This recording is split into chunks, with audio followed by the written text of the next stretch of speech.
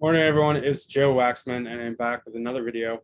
This morning, I would like to talk about Dave Chappelle. He was in the news recently with his latest stand-up comedy routine, talking about gender and how it's a fact that there are only two genders, and now he's canceled by the left.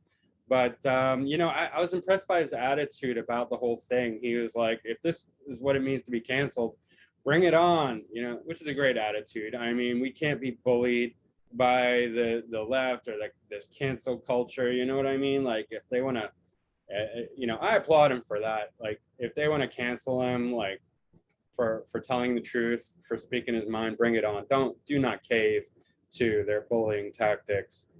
So props to him for that. I didn't watch the special, but I do like his comedy. I always thought he was a really funny guy, and I generally agree with his, his view on things. Just share my screen.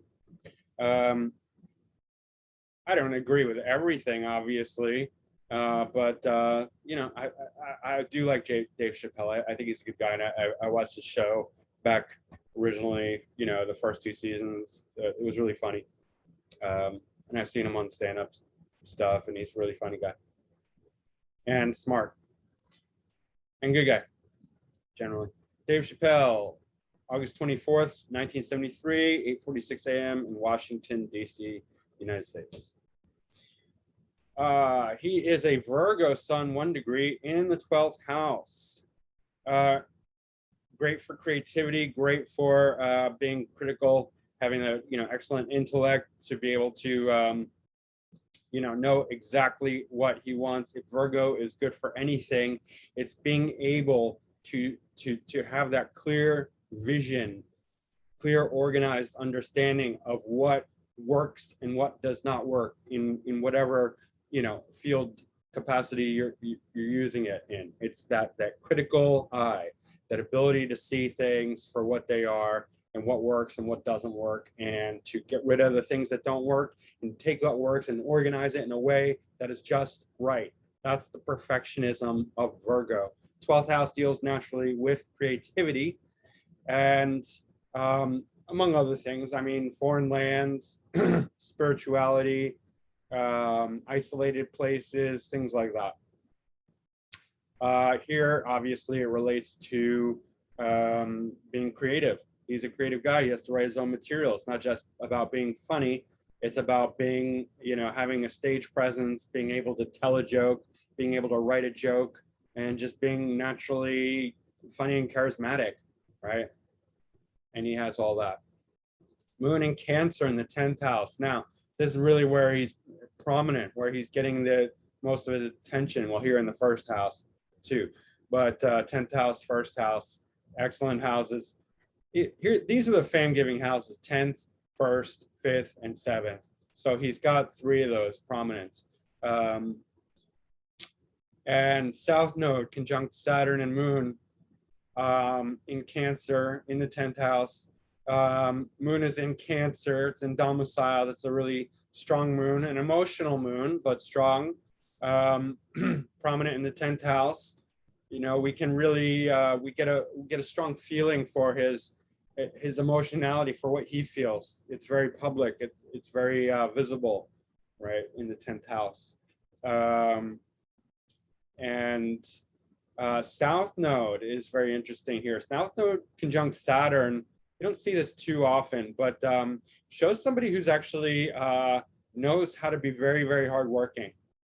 Because Saturn is discipline, Saturn is restriction, Saturn is hard work, Saturn is authority, Saturn is cold and mature and responsible and authoritarian.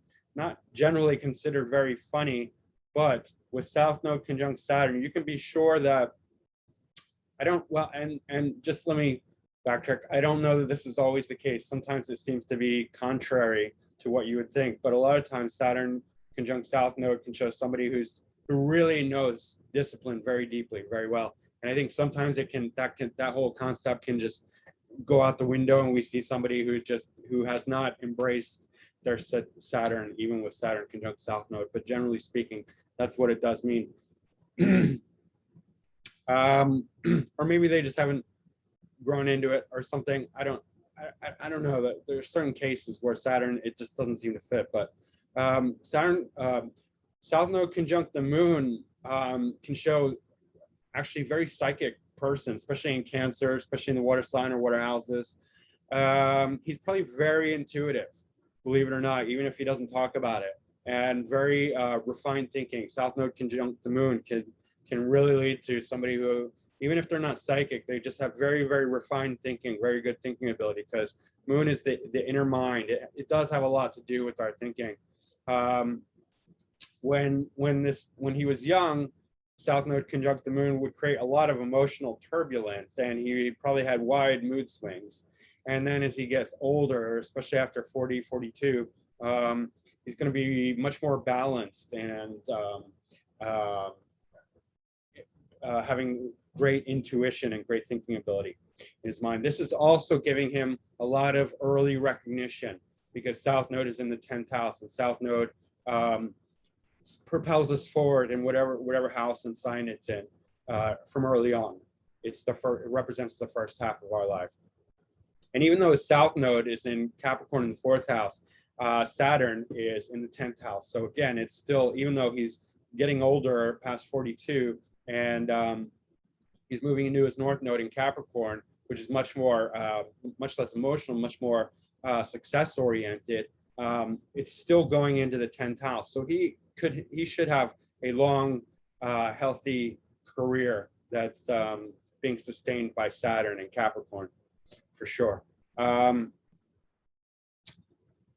His ascendant is in Virgo, but it's right at the tail end. Most of the first house is in Libra, and Pluto is conjunct Venus in Libra. Venus is in domicile in Libra, so this is a strong Venus. Very good in the first house. Makes him very, Venus in the first house can make somebody very attractive, very beautiful. He's not beautiful, what I would say, but, it gives him a very, charismatic, pleasing, pleasant quality. And then Pluto makes it very powerful, dynamic, scorpionic, it gives him a lot of authenticity, because Venus can be superficial on its own. It can be materialistic on its own. It can be too much of, just all about the material wealth and riches and luxury and all that. And Pluto gives it a lot of authenticity and power. Venus doesn't really like Pluto, because Pluto's the opposite. Pluto's not about being superficial and light and, airy-fairy romance and money and, good food and good everything. It wants to go to that depths of feeling and pain and transformation, death, rebirth, crises, sex, psychology, all the things that Venus doesn't like. But it actually, in a more esoteric sense, I think Pluto and Scorpio is very good for Venus.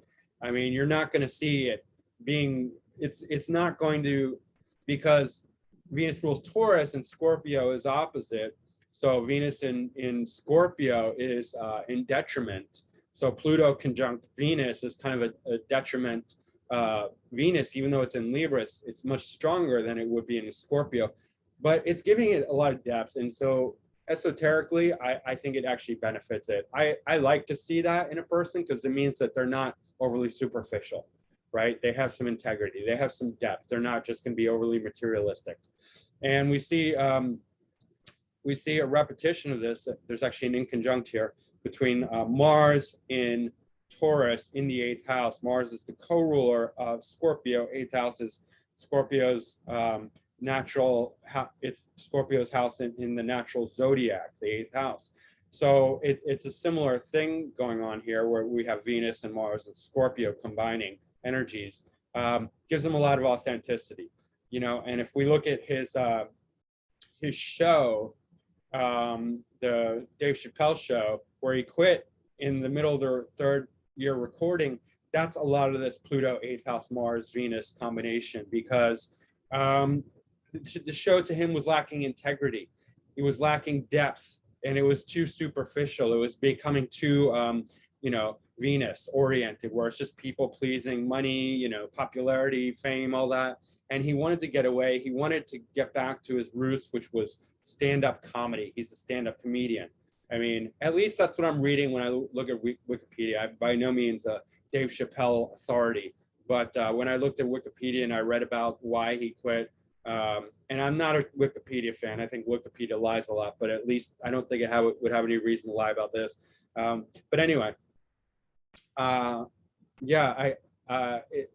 said, that he was not happy with the fans. He was not happy with the show, and he wanted to get back to something more authentic. And that's very Plutonian, eighth house, Mars in the eighth, quality, Pluto conjunct Venus. And we know he has a lot of power and authority. And we also see that with his integrity, with like this whole debacle, like him saying like two genders is a fact and everything. Now the left is like canceling him, hating him on him, bring it. That's Pluto. Bring it. Bring the hate. If this is what it means to be canceled, bring it. I love it. That's his attitude about it. And that's awesome. That's the Pluto in it, because otherwise you'd just be too superficial. Venus and Libra is just all about money and looks and people pleasing and wealth, and but that's not him. I mean, he's authentic, and that's why I like Pluto conjunct Venus, Pluto in Libra, or Venus in Scorpio. It's not, it ruins Venus's happiness to a large extent, but it adds a lot of depth. And happiness isn't everything.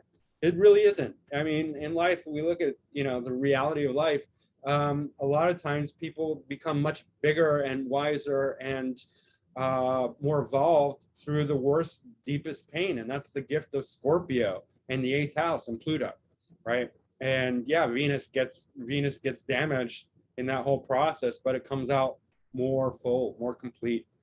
We also have Uranus in Libra in the first house, and Uranus in the first house is, in my opinion, fantastic. It's one of the best places for Uranus. I have Uranus conjunct the Ascendant.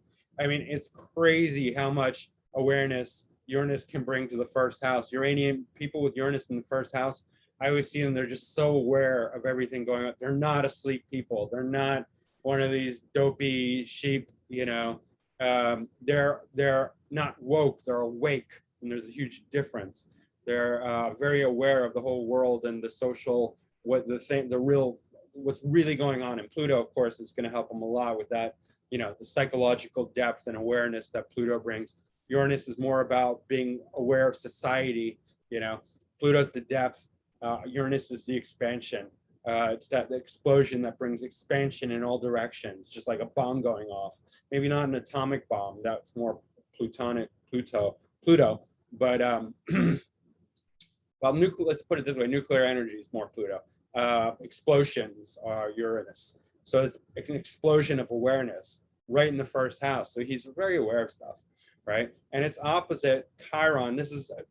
I have this too. I mean, a lot of people have this because they're both very slow-moving planets in a similar orbit, so they're going to stay opposite for many years. Uranus opposite Chiron brings a lot of awareness to the plight of humanity, to sort of the underdogs and the homeless, the down on their luck, the rejected, the wounded, the underclass, the underbelly of society. It brings a lot, because Uranus is awareness. It's not necessarily compassion. It's just awareness. Like, it doesn't mean that he's going to be compassionate towards them. Although there's a lot of empathy when you come to understand Chiron. I would say it's not compassion, but it is empathy. It's like, and these empathy and compassion are similar but different. Like, empathy is just more like the ability to understand what somebody's going through, not necessarily having the heart to care for it, which is more compassion. But the ability to relate to somebody and be like, yeah, I get you, like, I feel you. I was there too. I can empathize. I totally understand what you're going through. So there's a lot of empathy and awareness with this opposition, especially in first and seventh house. Chiron in the seventh house deals with other people. I have Chiron in the seventh, Uranus in the first in opposition, ascendant, descendant, but this is still very strong, very prominent. And we can feel that, he doesn't come off too mushy about it, especially with Chiron and Aries. But we get that he understands people who are down and out, who are down on their luck, who are wounded, who are rejected. We can feel that in his stand up. It comes through. Jupiter is in Aquarius in the 5th house, and if you want to know where he gets his humor, I believe this is it. This is the bulk of it. I mean, also Venus in Libra in the 1st house, Moon in Cancer in the South Node in the 10th house. All of it. Mercury in Leo, but Uranus is Aquarius is really funny. Aquarius is just that ability to be like, just like in the moment, completely just out of the box, just like completely weird and like different and like just funny as hell. It can be other things. It can be scientific. It can be rebellious. It can be, inventive. It can be just strange or odd or, astrology. But Jupiter expands things. Jupiter is often a funny planet. Jupiter and Mercury and Venus. These are the funny planets. Jupiter in Aquarius is humorous, especially in the 5th house. 5th house is dealing with performance. It's dealing with being on stage. It's dealing with fun and games and creativity. So this is the funny, and the trine to Pluto conjunct Venus in Libra. Venus is very strong in Libra. That's a really strong trine. That works well. Square from Mars to Jupiter is actually pretty good. Believe it or not, squares are usually considered difficult aspects, but Jupiter squares are less so. And Jupiter to Mars is quite good because they just get along well. And Jupiter and Mars creates like this friendly competition. It's not like a hard competition. It's not like Mars square Saturn or something like that, Mars square Pluto. This is a much healthier competitive edge that you can have, because the Jupiter quality makes it more friendly, more fun, more benefic. Excuse me. More sportsman like. This can be like a combination for somebody who's into sports or coaching or fitness or just physical activity in general. And it's adding an aggressive but playful element to his comedy. And he has that, and it's edgy, and we like that. We don't necessarily like comedy that's too soft and gentle. A little bit of Mars in there is quite good. Makes it more funny, more provocative, right? We feel that. There's also this really nice, I totally, it's some kind of trine. I totally forget the name, but it's 2 sextiles and a trine with Neptune. Neptune is aiding. That's a really tight conjunction. Look at that. 4, 4, 4, 3, 6. These are all really in orb of each other. Neptune is the creative. It's in the 3rd house in Sagittarius. Neptune and Sagittarius, by the way, is fantastic combination. I mean, just think of the 70s when we had this combination. When we had this, the fantasy, because Neptune deals with illusion, storytelling, fantasy, spirituality, but the expansion of the creative mind, really. And then Sagittarius is it's always ruled by Jupiter. So Jupiter and Neptune co-rule Pisces. So it has a Piscean flavor, Neptune in Sag, but it's much more nuanced and dynamic. And like the creativity that came out of this combination was fantastic. Like, just think about Star Wars. That came out of this conjunction. This aspect, this position of Neptune and Sagittarius. So like the creativity of Neptune and Sag is great. It's wonderful.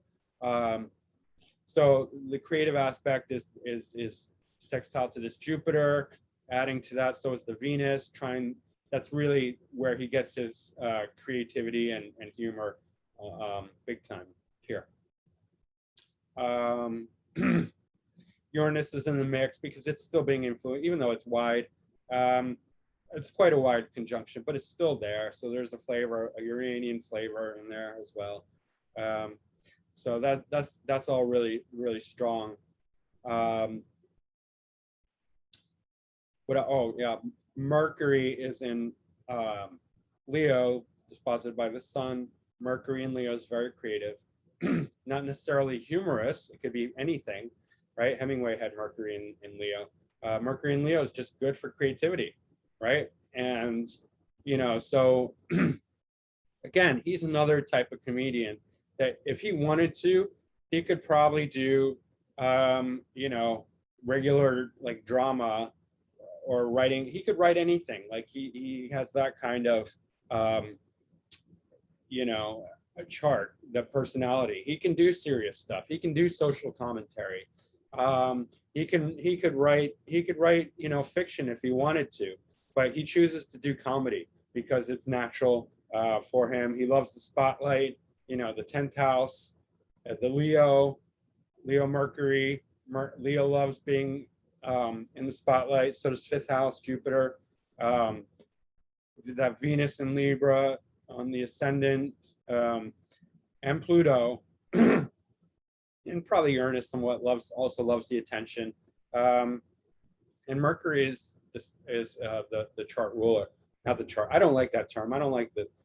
Let's just call it what it is. 1st house, ascendant ruler, ascendant lord, and 10th lord, right? And it's also in the 11th house. Well, closing in on the 12th house, but 11th house of popularity, group, network, career success, wealth, all that. But it's adding to the creativity, closing in on the 12th house. So that's pretty much it. Oh yeah, the speeds. Neptune is the slowest. Nothing's really out of bounds. And Neptune in the 3rd in Sagittarius, so adding to his creativity a lot. Neptune being the almost stationary. It's his one of his strongest planets. I would say Neptune, Venus, and Moon, because they're domicile. Neptune ruling his 11th house cusp, career success, being in the 10th house. Venus ruling 2nd house, so speech, and 2nd house in the 1st, so speech, wealth, knowledge, values, self-worth.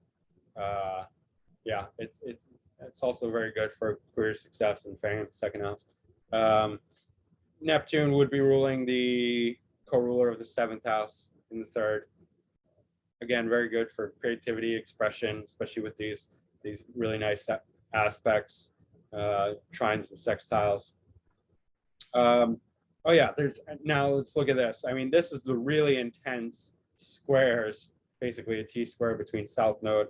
Well, we don't usually consider the nodes as a T-square, but when the nodes square plus Saturn, Pluto, and Venus, that's really intense. I mean, first of all, Saturn square Pluto, that is a very, very intense aspect. When Saturn and Pluto come together, they make a person very serious and hardworking.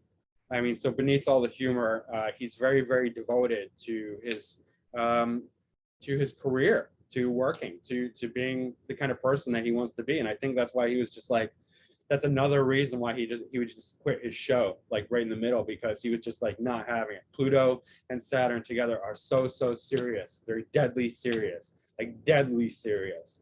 Like this combination will just, they're just not going to do what they don't want to do, and they're going to do what they feel they have to do, and it's going to be so intense and hardworking. By the way, South Node in the 10th also shows after a certain age, 40, 42, detachment. So he's not going to do things for fame. He's going to do things because he wants to do them, because he's motivated to do them. Again, that's his quitting the show, but that's related to this Pluto Saturn square, where he's just, even though he's a funny guy, he's so serious about his stuff, about what he believes in and what he's going to do with his career, with himself, with his persona, because it's 1st and 10th house. I mean, he's going to work very hard, be very, very dedicated, and he's not going to bend to bullying. and that's great. That's why we love Dave Chappelle. Saturn is also squaring Venus with a little bit of a more of an orb. That would be very intense for his relationships, and but he's been as far as I can tell, he's been a devoted husband to his wife. He has 4 kids. He always talks about his wife. I don't think he's, I think that's he's very good to his wife, and both the Pluto and the Saturn here and the squares. I think because Venus is doing really well in Libra, that it's not bringing out any of the negative qualities. I mean, Pluto conjunct Venus can go all different ways. Sometimes it can ruin a relationship or cause multiple relationships. But anyway, it hasn't. And I think he's very, very serious and very devoted and dedicated to his wife. Probably because Saturn square Venus makes him work very hard at his relationship. And he's very obsessed with his relationship. But the Venus square the nodes is really interesting, because anything that's square the nodes, I mean, Pluto is somewhat square the nodes too. They both are. It shows some sort of fated destiny. Like I have Mars square my nodes, and Mars means older sibling, and my older brother died. He was hit by a train. But it doesn't always mean negative things. And it could mean other things for myself as well, and I know it does. But here, we don't see anything associated with death, probably because Venus is in domicile. So Venus is in good dignity, and Venus is strengthening Pluto, being in good dignity. This could show, like just being like this powerful persona, this powerful figure. Like the show was Dave Chappelle's show. He was the star, and first house is all about the identity, like the name, the person, the individual. So there's a lot of influence on Dave Chappelle as a person. Like he's not a type of person who's going to be a part of a group. If he's a group, he's going to be the head, the leader of it.